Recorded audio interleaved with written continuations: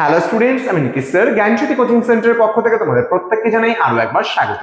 তো স্টুডেন্টস, আজকে আমি তোমাদের সঙ্গে আলোচনা করব এনইপি 4 ইয়ার আন্ডার গ্র্যাজুয়েট প্রোগ্রামের অধীনস্থ যে সমস্ত ছাত্রছাত্রীরা যারা সিইউসিসিএফ অর্থাৎ ক্যালকাটা ইউনিভার্সিটি আন্ডার বিভিন্ন কলেজগুলোতে পড়ছো, কলকাতা বিশ্ববিদ্যালয়ের অধীনস্থ, তাদের জন্য আজকে জিএসসিসি মেজর পেপার 1 থেকে অতি গুরুত্বপূর্ণ একটা বিষয় অষ্টাঙ্গিক মার্গ সম্পর্কে আজকে আলোচনা হবে, বা অষ্টাঙ্গিক মার্গ সম্পর্কে একটা টিকা আলোচনা করা হবে।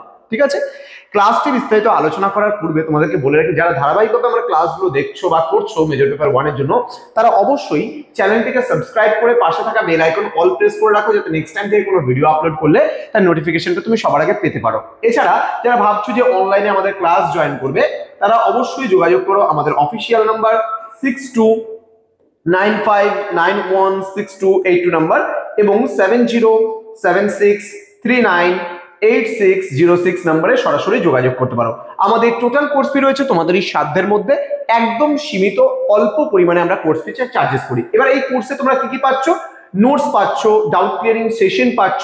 আচ্ছা বলছি, পিডিএফ আকারে টাইপিং করা নোটস কিন্তু সম্পূর্ণ, ঠিক আছে, কোনো হ্যান্ড রিটেন নোটস নয়।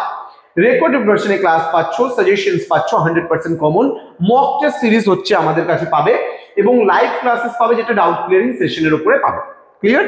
চলো শুরু করছি আজকের ক্লাসটি। এবং এই নামে আমাদের ক্রিস্টিক্যাল এডুকেশন নামে কিন্তু প্লে স্টোরে অ্যাপ রয়েছে, সেই অ্যাপ থেকেও তোমরা কোর্সটা কিন্তু পারচেজ করতে পারবে। ওকে, চলো আজকের যে আলোচনার বিষয় সেটা অষ্টাঙ্গিক মার্গ বলতে আমরা কি বুঝি, এই নিয়ে আজকের এই ক্লাসটিতে আমি বিস্তারিত আলোচনা করব তোমাদের সঙ্গে। কেমন? ওকে, দেখো প্রথমত আমরা জেনে নেই কি এই অষ্টাঙ্গিক মার্গ। দেখো কি বলছে, বৌদ্ধ ধর্মের দুঃখ নিবারণ এবং নির্বাণ লাভের জন্য গৌতম বুদ্ধ যে 8টি নির্দিষ্ট পথের বা পন্থার নির্দেশ দিয়েছেন, তাকেই সমষ্টিগতভাবে অষ্টাঙ্গিক মার্গ বা Nobel eight fold path of Buddhism বলা হয়। ঠিক আছে, তো আমি প্রথমে এইটুকু বিষয়ে আসি।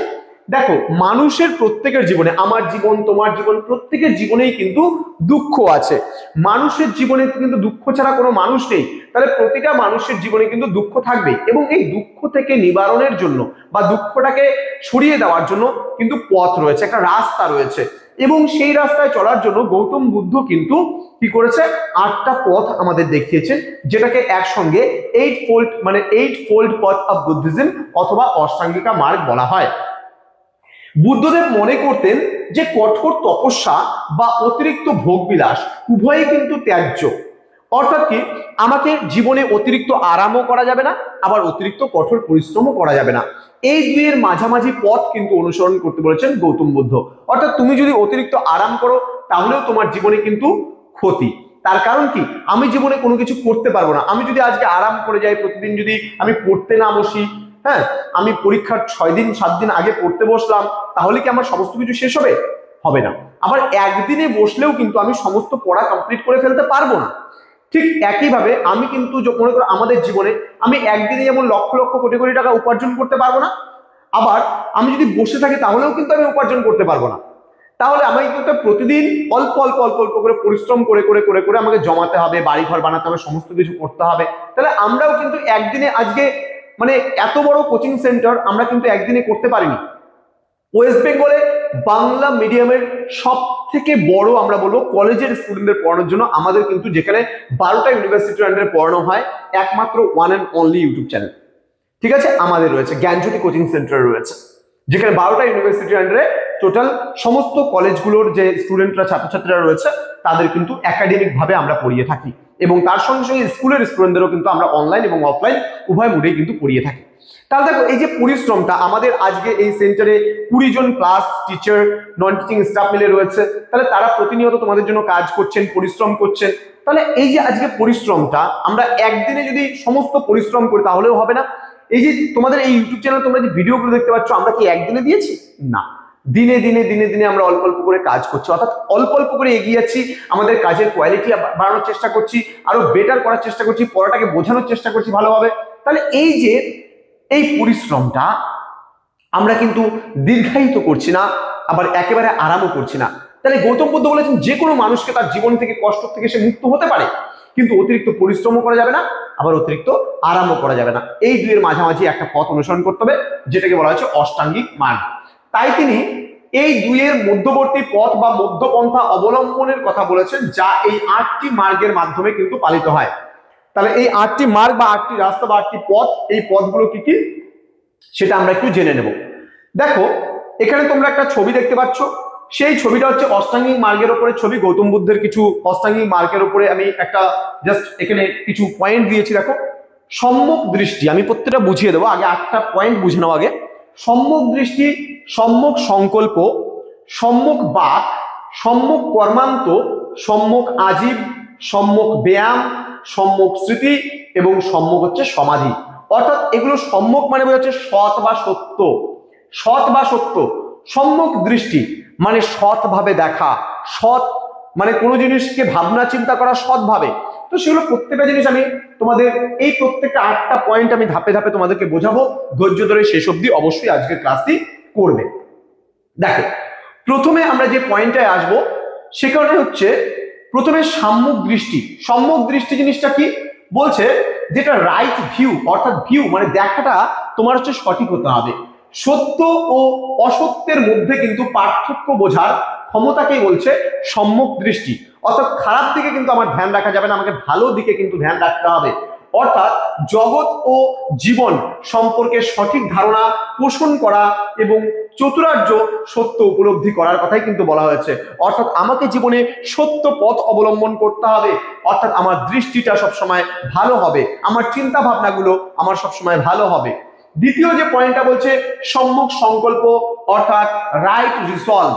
এখানে বলছে সৎ চিন্তা এবং মানসিকতা গড়ে তোলা, হিংসা, দেশ বা জাগতিক আসক্তি ত্যাগ করার দৃঢ় ইচ্ছা বা সংকল্প করা। একটা মানুষ 5তলা বিল্ডিং করেছে, আমি যদি ভাবি যে আমার কবে 5তলা বিল্ডিং হবে, তবে কিন্তু আমি কখনোই সুখী থাকতে পারবো না। তাহলে মানুষকে সুখী থাকার জন্য তিনি বলছেন চিন্তা ভাবনাটা তোমার ব্রাইট হতে হবে। যে আজকে দেখা গেল আমার বাড়ির পাশে কারো দেখা গেল যে 4তলা 5তলা বিল্ডিং আছে, কিন্তু আমার টিনের বাড়ি, আমাকে ভাবতে হবে যে আমার থেকেও তো খারাপ পরিস্থিতি কারো আছে, যার মাথা গোজার ঠাইটা নেই, যে হয়তো মানে রোদে বৃষ্টিতে কোথায় আশ্রয় গ্রহণ করবে তার একটা ঠিকানা নেই, কিন্তু আমার তো তাও নিজের বাড়িটা আছে, টিনের বাড়িটা, উপরে টিনের ছাদটা আছে। তাহলে তুমি সুখে থাকতে পারবা, শান্তিতে থাকতে পারবা।